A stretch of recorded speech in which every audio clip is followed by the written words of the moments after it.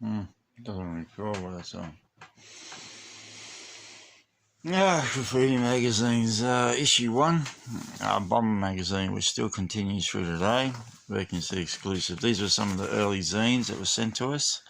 You can see here this was published in 1990. This is issue number 1. We got some Wombo, some welcome back. And it was a Danish magazine. We got some early New York cars there. And got some pops, and you can see a lot of this guy's work on at Dies One Instagram. We got some Cat 22, got some Bomber stuff here. We got some early, Boxer and in Mode 2, the Chrome Angels stuff in there. Some work by them. These would have been this magazine, and we got some Pike. And on this page, we've got some Pike coming up here, some Pike characters. You get him on Instagram as well, and some rhyme stuff from Amsterdam, and some interviews. And these would have been done hand published, and so they would have cut out, the hand cut and paste, which we were doing a lot of, and got some. They would have done the graphics themselves, put these borders in and drawn these with rulers and pens, and made it as professional as they can. And this is all early computer days. You got letters that have been sent in that we were doing with Hype too, similar type of stuff. I got some more from them. We got some. They got a Nitro piece there from Fett. This is Holland. And I got some nice stuff from England here, from the boys from Cuff Tim Twist and etc. etc. And some of this is because it's Danish, it's hard to read, and but it's all relevant to what was happening before the magazine, before the internet and stuff like that. We've got some beautiful cast panels. Go to Code, he's got some beautiful Co's on Instagram, some beautiful cast panels on London tubes, and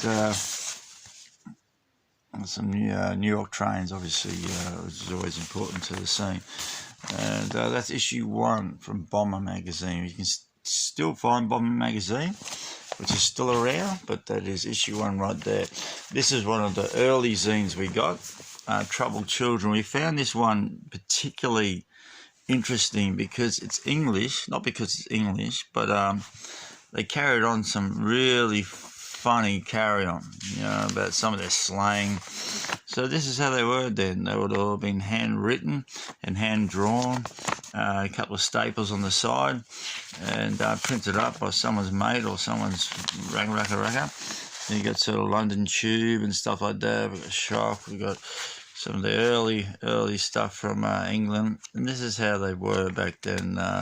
Some cast panels again, some beautiful work from back in England. So then you got the back of them written there. Send them some photos next time and stuff like that. Send some photos and you'll get this and that. So that's how they were, early zines. I'm just picking randomly. This was Sydney, and it was like a half rave publication. Like rave came pretty strong into the early mid-90s, and they've interviewed rave DJs and hip hop DJs, and a lot of rave culture through here. This is Sydney.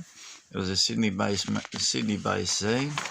And we've got 4ZZZ, which community radio show that had their supported the underground music scene for quite some time. Some trippy visuals and some carry on in some of the rave culture and all the rest that went with it.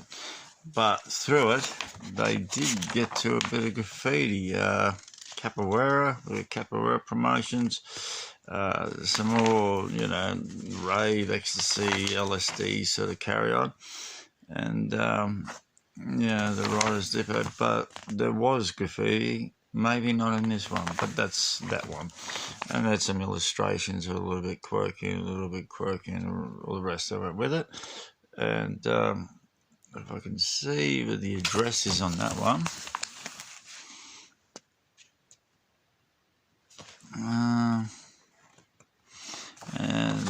So anyway, that's one of those ones. What is it called? Something or other. Oh, B-Boy Caesar's page. My brother must have had a page there, if you can see that one. I'm sure that. Now, popular one here from Adelaide. If you ever don't know this one, you better do your maths. Full Effect from Adelaide. These guys have been around for quite some time. I do believe they brought Time Bomb out as well, not long after this. Urban Streetwear, a bit of advertisement, Mossimo, etc., etc.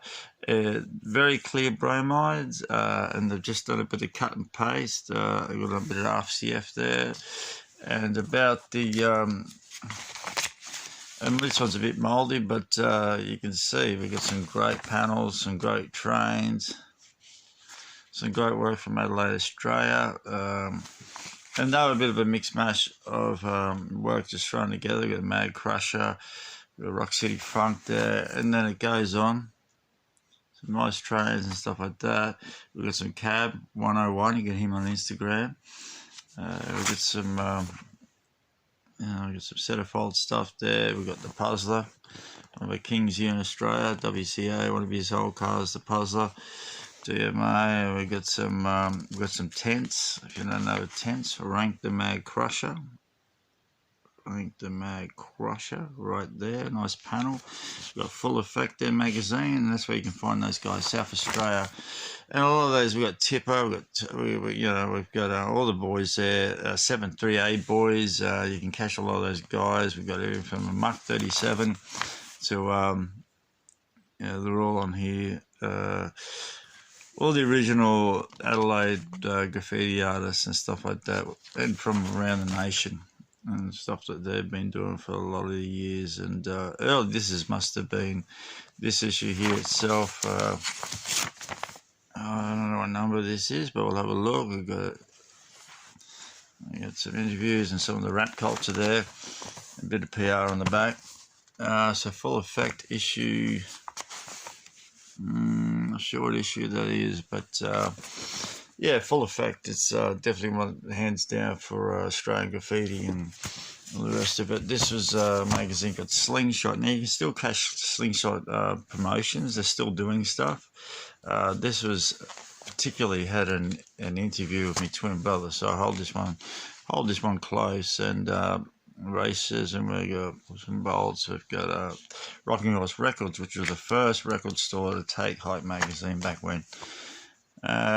Spearhead advertisement, something about hackers, a bit of feeler promotion. So they're all quite intellectual. Poetic Tourism, Metabase and Breath, my good friends. I can catch and Slingshot t-shirts there. So these guys have still been doing stuff today. We were talking about Graffiti Artist Stash from New York. So you can see he's had a bit of a run down through there, and been lucky enough to have him through. We got Rage Against the Machine, Rage in Action. Got a bit of an interview on those guys there. These guys, there's a lot of rappers and stuff. It's very set down to the music. And then we got interview with my brother B-Boy C's when we were breakdancing, particularly in Sydney in 95, 96 and 97. So they did a bit of a spread to him. These are the Imperial Breakers. They're from Japan. So there's a bit of a pub on them for there. But the interview continues with my twin brother. And we got Metabase. You can catch Morgan Organics on Instagram and Facebook. You can be twin brother B-Boy Sears or James Moulton on Facebook. A bit of an interview with him. What was going on there, particularly in the mid-1970s, 1990s, early 1990s, and some stuff about that over there. And they got some BMX riding. It was a publication. It's like 96, so this is those years, and it was a publication for all urban culture. And these guys are still doing stuff with tours and stuff like that. It was a great magazine. We got an interview with Jackie Chan here, and they're still doing stuff today.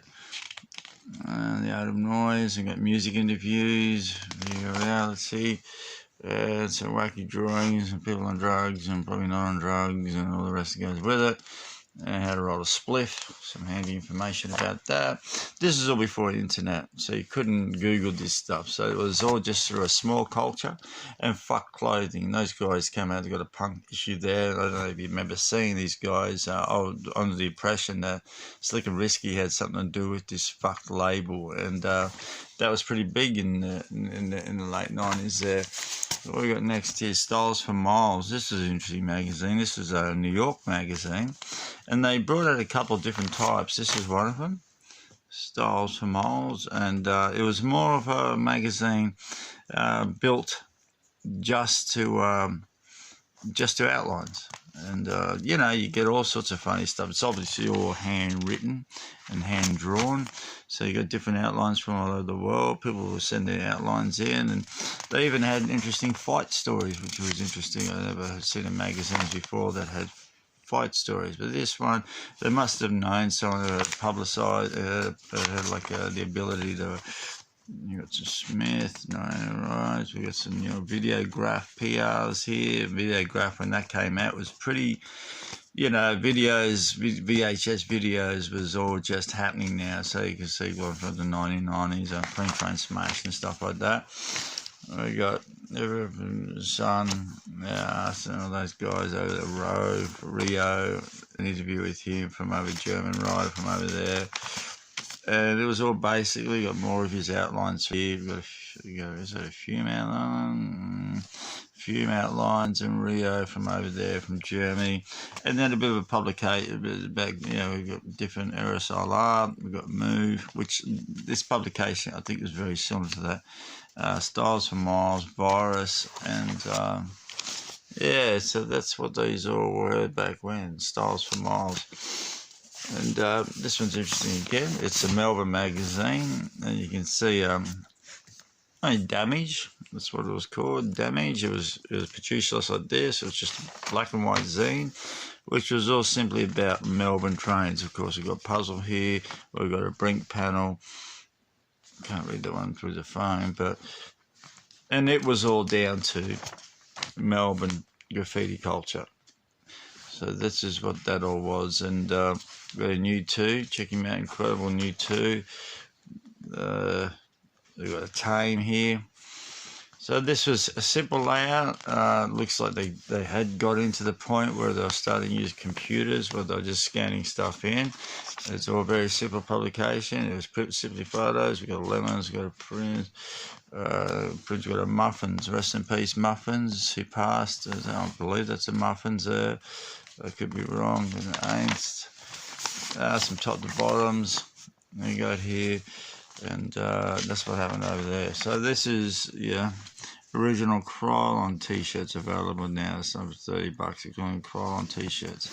Damage magazine, Melbourne. That's where these guys are from. That's what that was.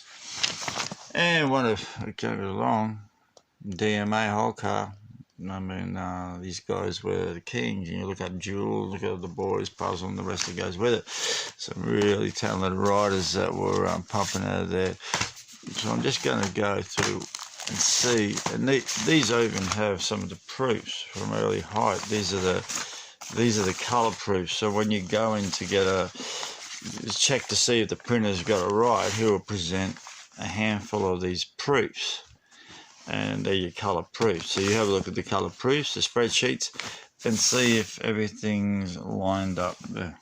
Very good. There's self-promotion. So there's the work there. So that's how they come before. They get folded and they get cut.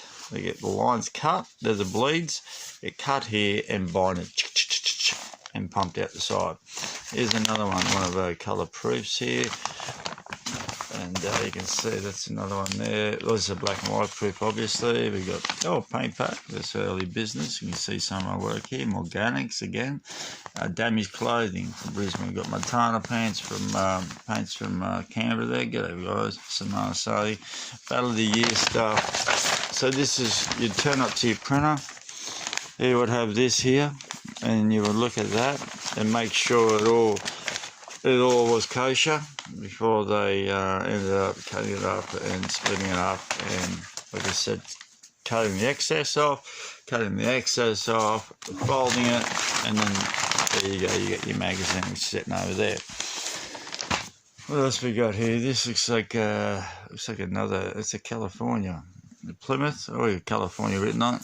I do have a feeling it's English. I'm not sure. I'll have a look at this, but it's a photocopy copycat. This is what was available then. We got some early Mode 2 stuff, and you know, so laws and rules. This is what things were available back then. Was simply just photocopy zines. I can't see what the name of this one is, but I do have a feeling. I think it's just young blokes putting these things together and photocopying. We got laws and rules. We got more graffiti from there and everywhere. I got a feeling it's English. Could be wrong, but there's a bit about that. And someone else will. What is it? Style? I'm not quite sure. I can't read. It's got artwork from all over the place, but that was that one there. My friend Cybex up at DJ Cybex up at Brisbane. I think was this one of his. You can see some early b-boy character stuff. And Cybex, I think he made inspired because we had Hype going, Vapors was going. We got some mad little b-boy characters, MC Duke. Interviews and stuff like that, or vinyl. You got Chub Rock, is mostly based on music, and Mantronics. We got Tommy Boy stuff, Johnson Crew. We got the Smurf, Lost in Space. We got there some nice b-boy drawings, and Megatron, as we all know, Megatron. So. And you can catch this guy still, and he's still DJing. We've got Devise there. We've got a snap outline from Hams. That looks like a Monica piece there. It was down the Brisbane Hall of Fame. Some of you guys remember that. That's a great outline. I think it looks like a Hams outline at the top there. And so this must have been, what year, can't quote me, but this is what they sort of came down to. People were just, this is built for the internet days. Like I said, before the internet days, Futura, 2008 here. We've got some another Justin Aquila, Bribe artwork. We've got Dirty Diane by Hams, some terrific stuff there. That was early late 80s, Futura outline here, and some Futura artwork. So that's some of the stuff that was coming through. This is part of one, Nasty English. This was it was a American magazine, but that's the cover. I'm not sure where the rest of him is. Here we go, Philadelphia, USA, Nasty English. So that was that one there. We got Graffiti. What's this one about? I'm just pulling them out sideways here. So this is what they sort of did. Street art, a lot of them usually would put in stuff that was going on in the local neighbourhood, graffiti vandals, South Bronx. They put media in there. They got some great b-boy stuff there.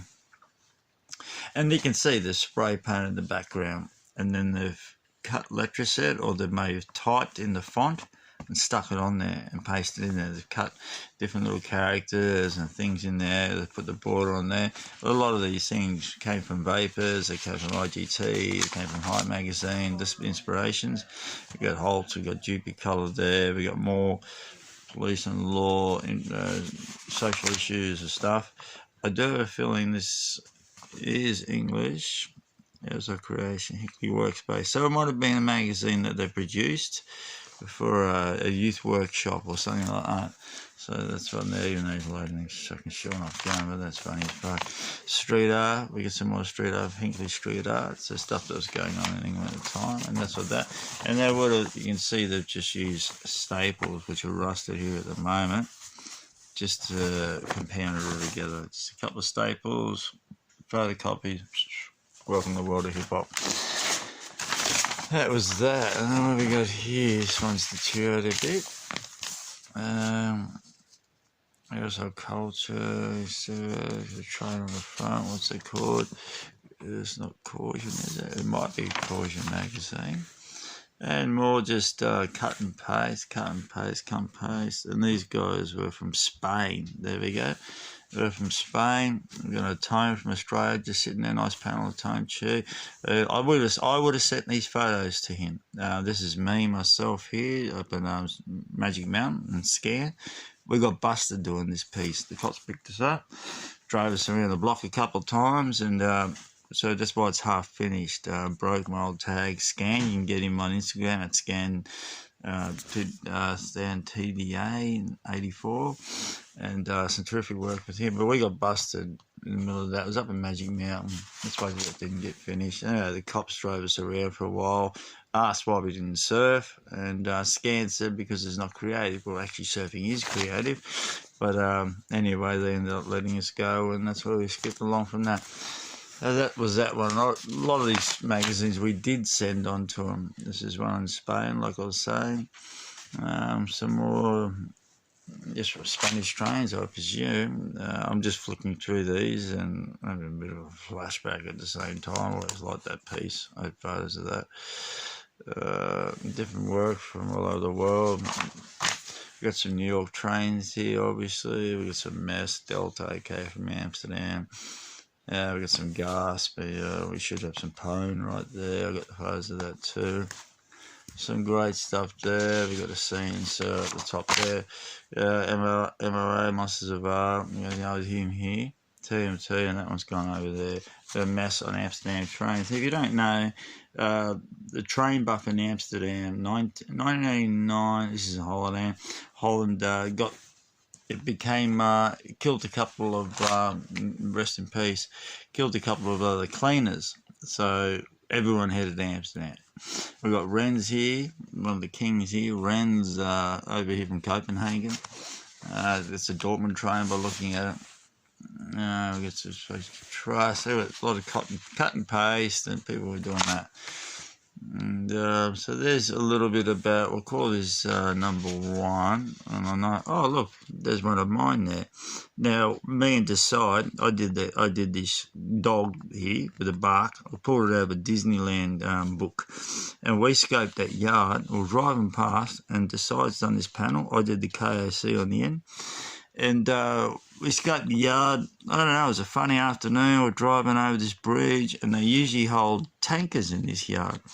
And we seen one of the Brisbane carriers they usually use these for the festivals they have in Brisbane. We call them the Rattlers, running Rattlers. Anyway, it was parked in there. So it was a Sunday afternoon. We skipped down there, and we painted the train, and that's what it was. I tried to do the dog there. I tried to make it, I did the KFC property in here too. I tried to make it not look like my artwork, because the police were raiding us pretty regularly by that stage. And I did the chaos in the end. Decide, and he's got a wacky bong in here somewhere. And that was a door-to-door we painted down there. We got some stuff over there, guy there, Junk. I don't know, it's the same Junk, for could be the wrong bloke.